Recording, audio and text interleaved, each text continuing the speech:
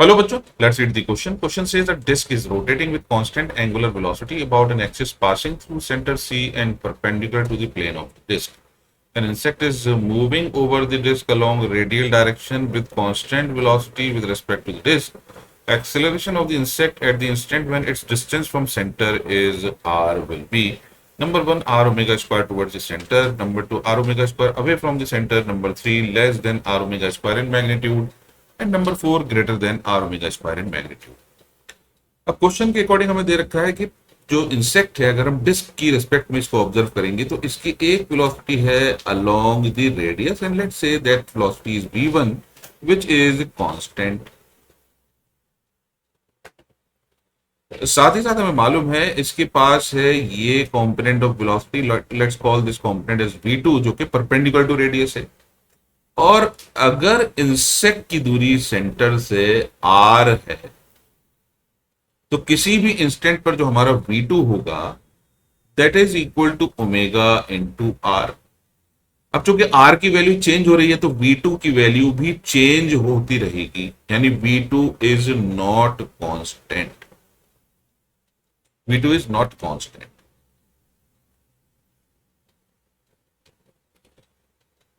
इसका मतलब हम ये बोल सकते हैं कि एक टेंजेंशियल एक्सेलरेशन होगा that is equal to dv2 by dt,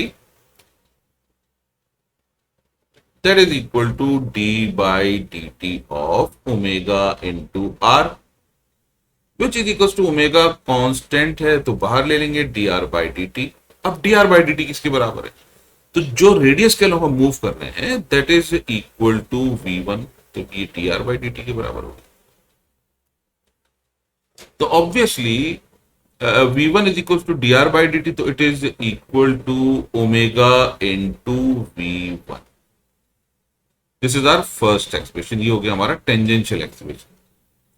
और अगर हम बात करेंगे सेंट्रीपिटल एक्सेलरेशन की तो वो v2 की वजह से होगा and that centripetal acceleration is equal to omega square r which is equal to we can say it's omega square r जो कि r के बराबर है और it is also equal to omega into v2। ये हो जाएगा हमारा सेकेंड एक्सप्रेशन। अब दोनों के बीच में एंगल 90 डिग्री है तो क्लियरली जो हमारा नेट एक्सेलरेशन होगा that is a is equal to root under at square plus ac square. और हम देख सकते हैं कि यहां पर सेंट्रीपिटल एक्सेलरेशन की वैल्यू दी हुई है और ये ओमेगा इंटू v1 है प्लस ये है ओमेगा स्क्वायर इंटू आर का होल स्क्वायर और ये ओमेगा इंटू v1 का whole square. Obviously it is greater than omega square R. तो हमारा आंसर हो जाएगा 4। I hope you understood the solution. Thank you.